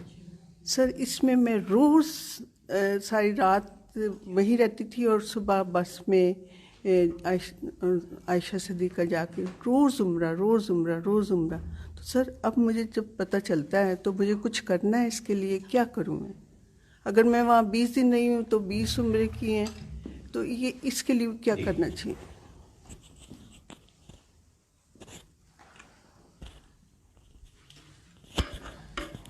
وہ آپ بہت ساری سڑکوں پہ وہ لوگ کھڑے ہوتے ہیں جو تھوک کے حساب سے ٹیڈی بکرے بیچتے ہیں، سینکڑوں. تو آپ ایک کر لیں، بھاؤ کر لیں ان سے. نہیں، میرا خیال ہے دیکھیں، آدمی کو غلطی جب سمجھ میں آ جائے، اگر سمجھ میں آ جائے، یہ بھی کوئی ضروری نہیں ہے کہ ہم صحیح بات کر رہے ہیں، تو پھر آئندہ کے لیے طے کرنا چاہیے. زیادہ سے زیادہ یہ ہے کہ ایک فارمیلٹی کے طور پر ایک آدھ جانور قربان کر دیں. لیکن آپ کے سوال کا بھی یہی جواب ہے. ابھی میں نے اپنے بیان میں بھی یہ بات بیان کی کہ بھائی اختلافات تو ہیں، یہ اختلافات خدا کا ڈیزائن ہے. اس میں اللہ تعالیٰ کیا چاہ رہے ہیں؟ یہ نہیں چاہ رہے کہ آپ لازماً صحیح بات تک پہنچ جائیں. صحیح بات اللہ جانے کیا ہے، وہ صحیح رویہ چاہ رہے ہیں. صحیح رویہ جب آپ اختیار کریں گے تو امید ہے کہ آپ صحیح بات تک بھی پہنچ جائیں گے. تو اگر آپ نے یہ محسوس کیا کہ آج سے پہلے آپ نے کوئی عمل کیا کہ جو اللہ کی کتاب کے مطابق نہیں تھا، اور آپ اس وقت اسی کو صحیح سمجھ رہے تھے، تو اس میں کوئی مسئلہ نہیں ہے، سوائے اس کے کہ اب اگر آپ کو ایک دوسری بات دیانتداری سے سمجھ میں آ گئی ہے تو آپ اس کو اختیار کریں. تو یہ بات کہ کوئی بات آپ پہلے کر چکے ہیں اور اب وہ آپ کی غلطی مانی جائے گی، نہیں، اللہ کی بڑی مہربانی ہے. جو بات آدمی کو جب صحیح سمجھ میں آ جائے وہ اس کو اختیار کر لے. اس زمانے میں آپ کے لیے سچائی وہی تھی. آپ کا اس میں کیا قصور تھا کہ ہر روز آپ بس کو محسوس کرتی ہیں کہ موجود ہے اور عمرے پہ عمرہ آپ کر رہے ہیں. تو اس لیے اب اگر اس کا کوئی امکان ہے تو اس میں اگر آپ کو یہ بات سمجھ میں آ گئی ہے، نہیں سمجھ میں آئی تو ظاہر ہے اس پہ گفتگو ہونی چاہیے. لیکن آ گئی ہے تو آئندہ سے ظاہر ہے وہ رویہ چھوڑ دیں، بس اس کے علاوہ کچھ نہیں. جی، یہ آپ نے اچھی ٹرک کی کہ جس نے سوال کرنا ہے وہ آگے بیٹھے. یہ مجھے مشورہ انہوں نے دیا، میں اس لیے عقل مند ہوں. جی سر، میرا ایک تو سوال ہے کہ یہ جو آپ نے عمرے کا بتایا کہ عمرہ جو کرے حج کے ساتھ تو اس کے لیے قربانی ہے یا 10 روزے، کیا ہم اس کو ایز اے پینلٹی لیں گے یا کمپنسیشن لیں گے یا کیا لیں گے؟ نمبر 2 چیز میں ایک یہ ہو گیا. دوسرا سوال میرا یہ ہے، جیسے آپ نے ابھی ہجرت کا جواب دیا کہ جو جیسی نیت ہوگی اس کو وہ اجر ملے گا، لیکن الحمدللہ جو اب اویئرنیس ہے اسلام کی وہ اس وقت نہیں تھی. وہ تو ہندو مسلم اکٹھے رہتے تھے، تو کافی اثر جو ہے وہ مسلمانوں پہ، مطلب ہم لوگ جو ہمارے جو بڑے تھے وہ ڈفرینٹ ریزڈ ہوئے ہیں ایٹماسفیئر میں. ماشاءاللہ پاکستان بنا، یہاں دین پھیلا، آپ جیسے اسکالرز نے اس کا ترجمہ کیا، ورنہ ہمیں تو عربی سے نہیں سمجھ آتی نا. آپ جتنا سمجھتے ہیں اتنا آپ کو جو ہے محبت اور انڈرسٹینڈنگ بڑھتی ہے. تو اس وقت تو یہ طریقہ نہیں تھا. تو پھر اللہ تعالیٰ، جیسے آپ یہ عمرے کا کہہ رہے ہیں کہ جب آپ کو پتہ چلا تو یہ ہو گیا، یہ بھی تو ایک ہجرت ہی ہے نا جی، کوشش. تو جزاک اللہ. یہ جو آپ نے آخری بات کی نا، یہ بات تو ایسے ہی حدیث میں بھی بیان ہوئی ہے کہ جو شخص ہجرت کرتا ہے اچھی نیت کے ساتھ، یعنی اللہ اور اس کے رسول کے لیے، تو اس میں یہ اس کا ایٹیچیوڈ پھر آپ سے آپ بن جاتا ہے کہ وہ اللہ کی رضا کی خاطر اپنی پچھلی باتوں کو چھوڑ کر صحیح بات کی طرف جاتا ہے. یہ بھی ہجرت ہے. یعنی آپ نے ایک نقطۂ نظر کو مانا, آپ صحیح سمجھتے تھے, لیکن آپ نے محسوس کیا کہ نہیں یہ دوسرا نقطۂ نظر زیادہ صحیح ہے, تو اب یہ اصل میں آپ کی طرف سے اسی طرح کی ہجرت ہوئی. اللہ تعالیٰ اس کو بھی ایک ہجرت کے عمل کے طور پر قبول فرمائے گا. دیکھیں یہ بات کہ ہمارے ہاں لوگ, اب ہمارے ہاں زیادہ اویئرنیس پیدا ہو گئی ہے, اللہ کا شکر کرنا چاہیے. ہر انسان جس زمانے میں رہنے والا ہے وہ اپنے زمانے کے حالات, ماحول اور علم کا جو لیول ہے اس کے مطابق جواب دے. میں یہی بار بار گزارش کر رہا ہوں, یہی آزمائش ہے. مجھے کل کچھ اور معلوم تھا, میرے دادا جان, نانا جان کوئی بھی بڑے دینی اسکالر تھے, میں ان کی باتیں مانتا تھا.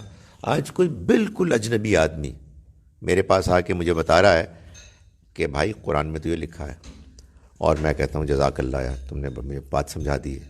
تو اصل میں یہ ہے وہ ایک امتحان ہوتا ہی نا اندر رکاوٹ, کہ یار یہ میرے نانا سے زیادہ بہتر جانتا ہے, یہ ہوتا کون ہے. سو نہیں, یہ رکاوٹ ہونی ہی نہیں چاہیے. جب جہاں آدمی کو جو بات سمجھ میں آ جائے, کیا بات سمجھ میں آ جائے, اللہ کی کتاب کیا کہہ رہی ہے اس کے مطابق سمجھ میں آ جائے. پاکستان, ایک آخری بات, پاکستان کے بننے میں میرا یہ خیال ہے کہ اس زمانے میں دو الگ نقطہ نظر تھے, دونوں کے پاس آرگومنٹس تھیں. ایک یہ آرگومنٹ تھی جس کے نتیجے میں بہت بڑے تعداد میں مسلمانوں نے اس کو مانا اور پاکستان بنا لیا. ایک دوسری آرگومنٹ بھی تھی کہ آپ اس پورے ملک کو کیوں چھوڑ رہے ہیں, اس میں بھی تو مسلمان بستے رہیں گے, ان کا کیا بنے گا. سو بعض لوگ اس پر کنونسڈ ہوئے اور وہاں رہ گئے. سو ظاہر ہے کہ پیغمبر نہیں ہوں گے تو ایسا ہی ہوگا. موسیٰ علیہ السلام یہ ندا لگائیں کہ سارے بنی اسرائیل کے لوگ میرے ساتھ ہجرت کریں, اور کوئی ہجرت نہ کرے تو یہ محرومی ہے, کفر ہے. لیکن ان کے بعد ظاہر ہے کہ جو بھی فیصلے ہوں گے اس میں آرگومنٹس کو دیکھا جائے گا. جی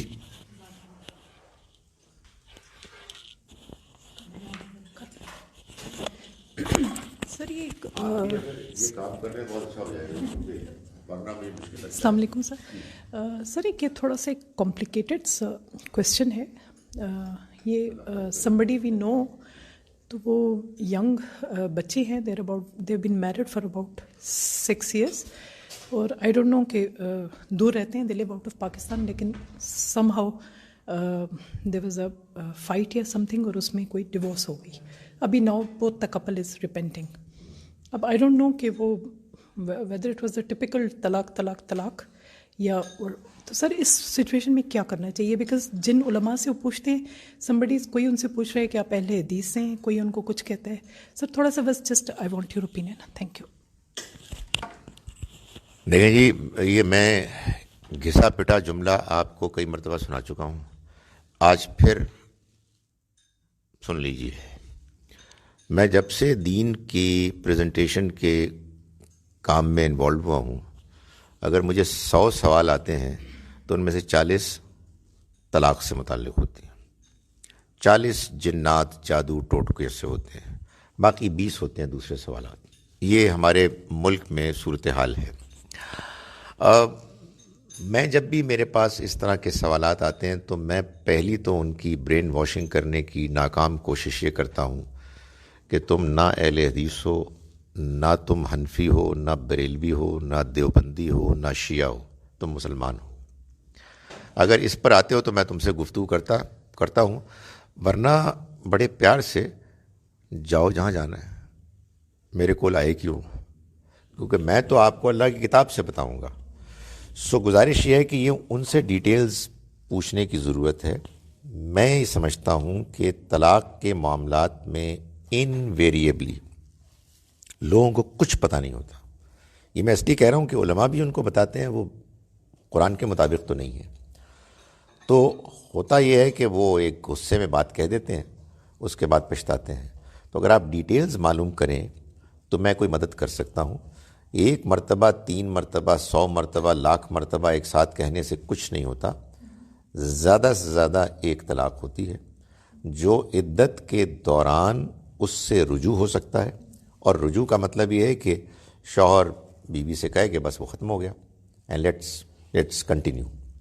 اور اگر عدت ختم ہو جائے تو پھر وہ اس کی بیوی نہیں رہی، لیکن ایک سمپل نکاح سے دوبارہ بیوی بن سکتی ہے. یہ 2 مرتبہ ایسا ہو سکتا ہے کہ شوہر بیوی کو طلاق دے اور پھر رجوع کرے اور پھر طلاق دے اور پھر رجوع کرے. تیسری مرتبہ طلاق دے کے رجوع نہیں کر سکتا. یعنی پھر وہ جائے گی اور کہیں اور وہ نکاح کرے اور وہ کہیں پھر اس کو طلاق دے تو اس کی دوبارہ بیوی بن سکتی ہے. ہمارے ہاں لوگوں نے اس امکان کو ایک ہیلا، فراڈ بنا دیا کہ وہ عورت کے جس کو 2 مرتبہ طلاق ہو چکی ہے وہ کسی ایسے کرائے کے سانڈ کے ساتھ جا کے نکاح کرے کہ جو اس کے ساتھ نکاح کرنے کے بعد 2-4 دنوں کے بعد اس کو طلاق دے دے. یہ ایک فراڈ ہے جس کو حلالہ کہتے ہیں. جب مجھے موقع ملتا ہے میں اپنے دل کی بھڑاس نکالتا ہوں کہ یہ ہمارے دین کے ماتھے پر بعض لوگوں نے بدنما دھبا لگانے کی سازش کی ہے. It has got nothing to do with my god's religion.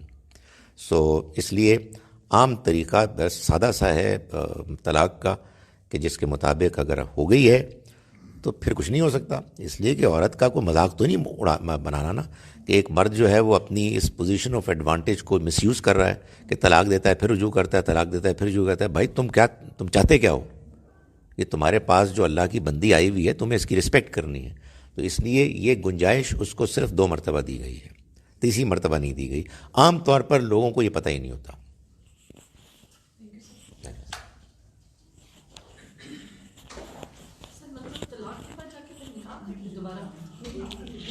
عدت ختم کرنا، عدت اگر ختم ہو جائے جی جی اگر پہلی اور دوسری طلاق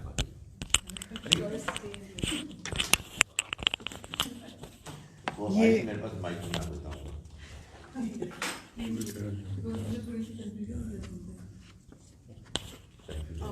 خوشی کرا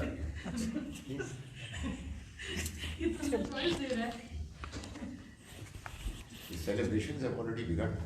جی 195 جو آپ کی آیت ہے انفقوا فی سبیل اللہ کہ اللہ کی راہ میں جو آپ نے دینا ہے اس کے لیے اس کو اسپیسیفائی کریں کہ جو دین کے لیے ہم نے کرنا ہے وہ کس طرح کر سکتے ہیں. دنیاوی اور لوگوں پہ تو اسپیسیفکلی پتہ ہے اس کا ہے. دوسرا کویسچن یہ ڈاکٹر صاحب کہ جب ہم حج کے لیے جاتے ہیں تو قربانی پہلے تو مجھے جب پہلا حج میں نے کیا تو اس میں مجھے نہیں پتہ تھا کہ حج کی قربانی اور ہوتی ہے اور عید کی قربانی اور ہوتی ہے کہ وی ہیو ٹو 2 دفعہ قربانی دینی پڑتی ہے. پھر ہم وہ جب سیکنڈ کیا تو پھر وہ کوپنز لے لی اور پاکستان کال کیا کہ جی یہاں بھی قربانی کرو.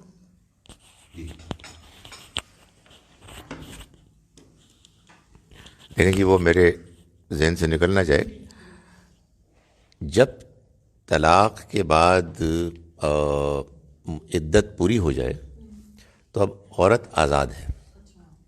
وہ کسی اور سے بھی کر سکتی ہے، اس سے بھی کر سکتی ہے. اگر پہلی اور دوسری طلاق کے بعد ایسا ہوا ہے تو مرضی ہے اس کی. بھائی ایک بندے نے آپ کو پہلے رسوا کیا ہے، آپ دوبارہ کیوں نکاح کریں گے؟ میں نہیں کرتا.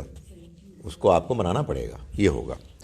لیکن آپ نے خرچ کرنا ہے اللہ کے راستے میں، آپ کو خود فیصلہ کرنا ہے. مطلب مجھ سے لوگ پوچھتے ہیں کہ ہم کیا پھر مسجد میں دے دیں، مدرسے میں دے دیں؟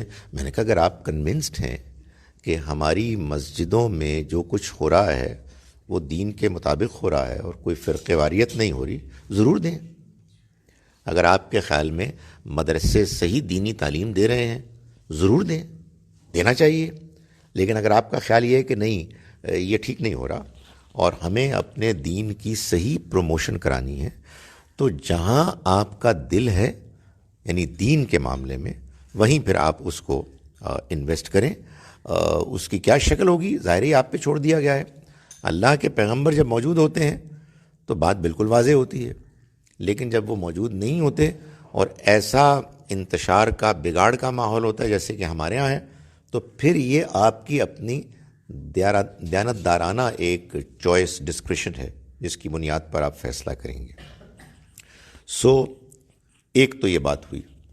اتنی زیادہ باتیں کرنے کے بعد وہ کچھ باتیں آدمی بھول جاتا ہے. دوسری بات کیا تھی آپ کی؟ قربانی.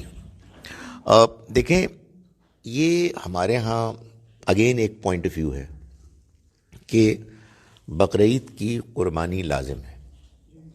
تو پہلے تو یہ پوائنٹ آف ویو ایک مشہور ہو گیا. معلوم یہ ہوتا ہے کہ ایسا نہیں ہے، وہ ایک نفلی عبادت ہے بڑی امپورٹنٹ.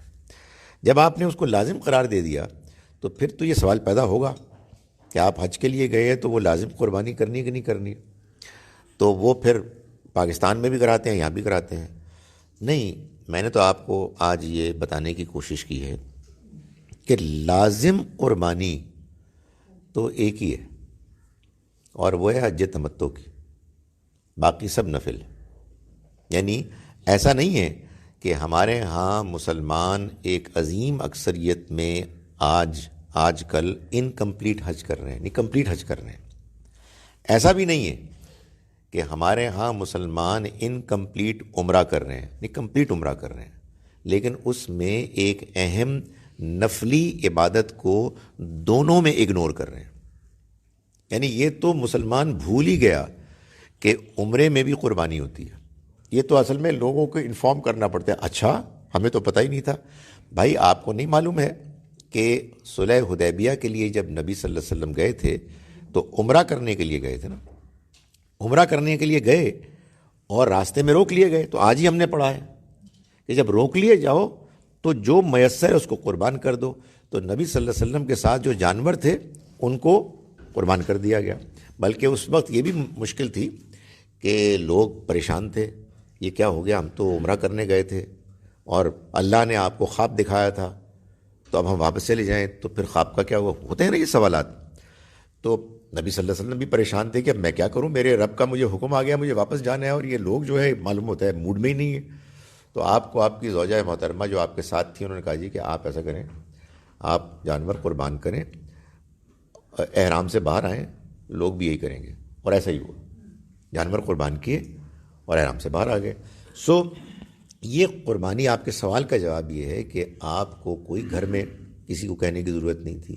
آپ کی قربانی بہت اچھی بات ہے، آپ گھر میں کروا دیتی، کوئی روک ٹوک نہیں ہے. لیکن اگر نہیں کروائی تو کوئی گناہ نہیں ہے. حج میں بھی اگر آپ حج والی قربانی نہیں کرتے کوئی گناہ نہیں ہے، لوگ نہیں کر رہے ہیں. ہاں البتہ حج تمتع کے نتیجے میں جو قربانی آپ پر لازم آ جاتی ہے وہ تو آپ نے دیکھا کہ اللہ میاں نے کتنے زوردار طریقے سے قابو کیا ہے آپ کو، کہ اگر آپ نے نہیں کرنی اس لیے کہ آپ کے پاس اس کے لیے وسائل نہیں ہے تو پھر جناب 10 روزے رکھنے ہوں گے، 3 ادھر رکھنے ہوں گے، 7 ادھر رکھنے ہوں گے. یہ ہے وہ چیز کہ جو جب اللہ تعالیٰ فرض کرتا ہے تو پھر ایسے فرض کرتا ہے کہ وہ چھوڑتا نہیں ہے. ہمارے ہاں لوگوں نے یہ سمجھا ہے کہ فرائض ذمہ داریاں بس ہو جاتی ہیں، کسی نے کوئی بات سن لی فرض ہو گئی، کسی نے کوئی اور سٹوری سن لی فرض ہو گئی. نہیں، دین کا مزاج یہ ہے کہ بندوں کو اگر پابند کرنا ہے کسی چیز کا تو پابند کرو اتنے کلیئرلی کہ پھر کوئی اختلاف کی گنجائش نہ رہے. باقی چیزوں میں چھوٹ ہے، باقی چیزوں میں اللہ تعالیٰ انکریج کرتے ہیں، جو جتنا آگے بڑھے اتنا اچھا ہے. آپ کو ادھر سے دے دیں.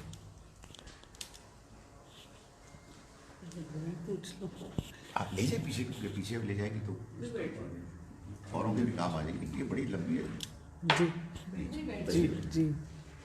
جی سر، مجھے حج کی قسمیں پوچھنی ہیں، کتنے قسم کی حج.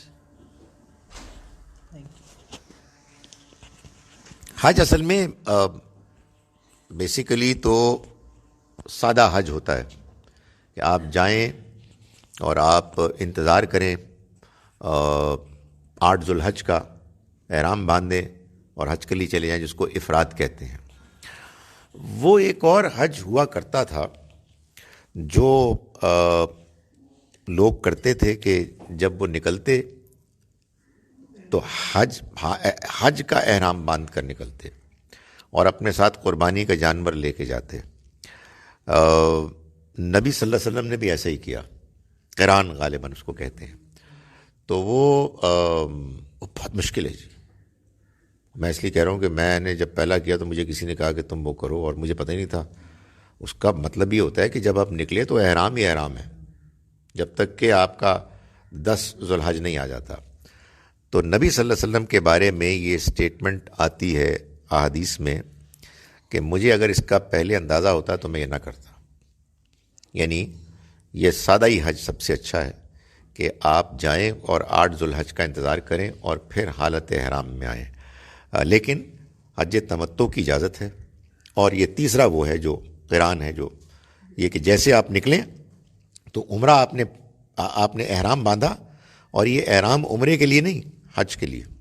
جانور آپ کے ساتھ ہیں. اصل میں وہ معاملہ ہی ختم ہو گیا کہ آپ اپنے ساتھ جانور لے کے جا رہے ہیں.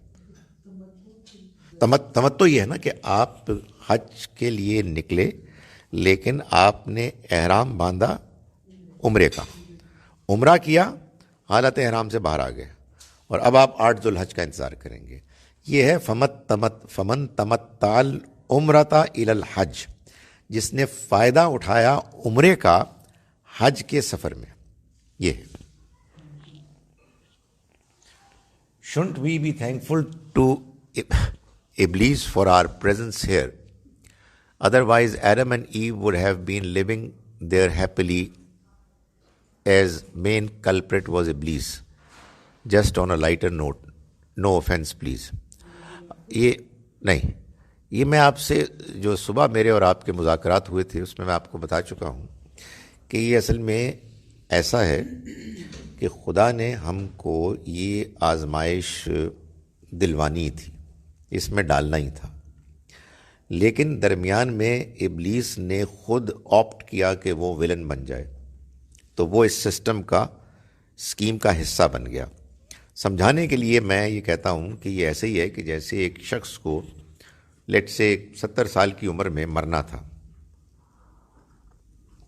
مرنے کی ڈیٹ، ٹائم، جگہ سب کچھ طے تھی، لیکن ایک بھائی صاحب آئے اور انہوں نے آ کے ان کو قتل کر دیا. تو فوت تو ان کو ہونا ہی تھا. انہوں نے قتل کیا تو اللہ تعالیٰ نے اس کو اس کے ساتھ شامل کر لیا. اب اگر ان کو اس وقت نہیں مرنا تھا تو قاتل آ کے حملہ کرتا اور یہ بچ جاتے، اور یہ قتل کے مجرم کی حیثیت سے اللہ کے یہاں پکڑا جاتا. اور یہ ظاہر ہے کہ دوسری صورت بھی تھی کہ ان کو مرنا تھا اس عمر میں، کوئی قتل کے ارادے سے نہیں آیا، ہارٹ اٹیک ہو گیا، کوئی اور بات ہوگی، فوت ہو گئی. بالکل اسی طرح سے اللہ نے انسانوں کو آزمائش میں ڈالنا ہی تھا. یعنی ایسا نہیں ہے کہ یہ ساری جنت جہنم ابلیس کی وجہ سے وجود میں آئی ہے، نہ آتا ہے ابلیس نہ کچھ ہوتا، نہیں، وہ تو ہونا ہی تھا.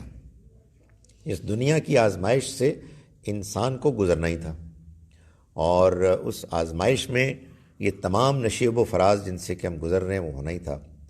لیکن ابلیس نے اپنے آپ کو اس رول میں ڈال دیا. بھائی جب اللہ تعالیٰ نے فرشتوں سے یہ کہا نا کہ میں انی جاعل فی الارض خلیفہ، تو آپ کا کیا خیال ہے کہ اس اسکیم میں کہ میں زمین میں خلیفہ بنانے جا رہا ہوں یہ چیز شامل نہیں تھی؟ پوری اسکیم تھی. تو یہ تو ابلیس تو بعد میں آیا ہے، لیکن ابلیس نے اپنی حماقت سے اپنے آپ کو اس دشمنی کے اس میں ڈال دیا کہ جس کے نتیجے میں پھر اس کے بعد وہ اس رول کے لیے اپنی ہی پسند سے چن لیا گیا. آپ کہیے کہ اس نے اپنے آپ کو اس میں خود ایسے ڈالا کہ اس نے کہا کہ میں اب ان کو ورگلاؤں گا اور یہ ثابت کروں گا کہ خدا تعالیٰ تو نے جو ان کے حق میں فیصلہ کیا اور مجھے رسوا کیا یہ تو نے غلط کیا. میں تیرے فیصلے کو غلط ثابت کروں گا کہ تو نے اس کو یہ شرف دیا کہ میں اس کے آگے جھکوں، یہ اس قابل نہیں تھا. تو نے میرے بارے میں تو فیصلہ کر دیا کہ میں اب ریجیکٹڈ ہوں، میں تجھے یہ کر کے دکھاؤں گا کہ ان میں سے اکثر لوگ میری طرح ریجیکٹڈ ہوں گے. تو یہ اس نے اپنے ذمے لے لیا، ورنہ اگر وہ نہ کرتا تو انسان کے اندر نفس ہے، فَأَلْهَمَهَا فُجُورَهَا وَتَقْوَاهَا، اللہ تعالیٰ نے اس میں اس کا فجور اور اس کا تقوی رکھ دیا. کوئی فجوری کو تھوڑا سا زیادہ کر دیتا، وہ اسی کے اندر کچھ اور ڈال دیتا، امتحان تو پھر بھی ہونا تھا. اور ایسا ہی امتحان ہونا تھا. امتحان کی ذرا شکل، اس میں نام کچھ بدل گئے کہ اب وہ ابلیس شامل ہو گیا ہے، ورنہ کوئی اور ارینجمنٹ ہو جاتی. جی آئیے پلیز. السلام علیکم ڈاکٹر صاحب، آپ یہ بتائیے کہ اگر مسلمان پہ حملہ کرے اور آپس میں جنگ ہو تو وہ کیا چیز ہے اور کیوں ہے؟ اور دوسری بات، آپ نے جوابی حملے کی بات کی نا کہ اگر حج یا عمرہ کے لیے جا رہے ہوں تو پھر آپ حملہ کر سکتے ہیں جوابی. تو اس کے علاوہ اگر مسلمان جوابی حملہ نہیں بلکہ ڈائریکٹ خود کرے دشمن کے خلاف، یا تو وہ جائز ہے؟ دیکھیے، آپ کے پہلے سوال کا جواب یہ ہے کہ سورہ حجرات میں اللہ تعالیٰ نے اس بات کو بیان کیا ہے کہ اگر دو مسلمان گروہ آپس میں لڑ پڑیں، سورہ حجرات 49 اور یہ ورس 9 ہے، تو تم ان کے درمیان صلح صفائی کرا لو.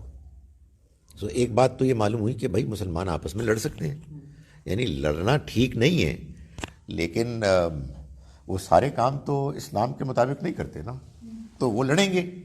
اگر وہ لڑ پڑے تو پھر آپ کو، یعنی بقیہ مسلمانوں کو، بجائے اس کے کہ وہ تماشا دیکھیں، انہیں چاہیے کہ ان کے درمیان وہ صلح صفائی کرا لیں.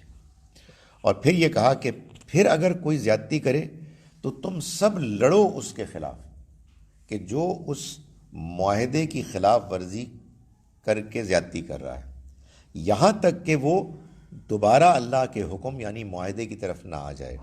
پھر جب وہ آ جائیں تو تم ان کے درمیان صلح کراؤ انصاف کے ساتھ، اور دیکھو عدل کرنا، اس لیے کہ اللہ عدل کرنے، انصاف کرنے والوں کو پسند کرتا ہے. کیا مسلمان ڈائریکٹ حملہ کر سکتا ہے؟ جی کر سکتا ہے، لیکن اس کی کچھ شرائط ہیں.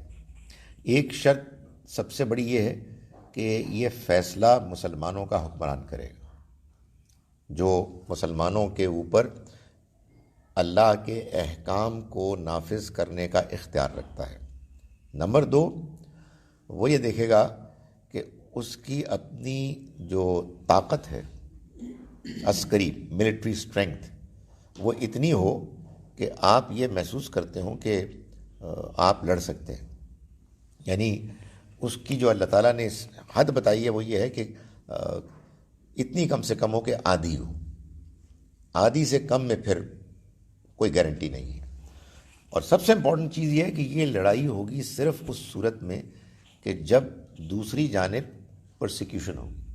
یعنی آپ دیکھ رہے ہیں کہ لوگ ان کے دین کی وجہ سے ستائے جا رہے ہیں. جس دین کو وہ ماننے والے ہیں، جس دین پر وہ عمل کرنے والے ہیں، کوئی حکومت ہے، کوئی گروہ ہے کہ جو لوگوں کو ستا رہا ہے، آپ ان کو اس سے روکتے ہیں، وہ رکنے کے لیے تیار نہیں ہے، تو پھر مسلمان ان کے خلاف حملہ آور ہو سکتے ہیں، جہاد کر سکتے ہیں. مگر یہ تمام تر کوششوں کے بعد ہوگا اور اعلانیہ ہوگا. یہ نہیں ہوگا کہ آپ چوروں کی طرح کچھ لوگوں کو اندر بھیج دیں گے اور ایک امبیرسمنٹ پیدا ہوگی کہ یہ تو ہم نے تو نہیں کیا تھا اور معلوم ہوا آپ ہی نے کیا تھا. اس کے بعد بجائے اس کے کہ جہاد ہو، ظاہر ہے کہ بدنامی ہوگی. تو یہ نہیں ہونا چاہیے. چلیں ادھر بھی ختم ہو گیا الحمدللہ سوالات. خاتمہ. اقول قولی ھذا واستغفر اللہ لی ولکم.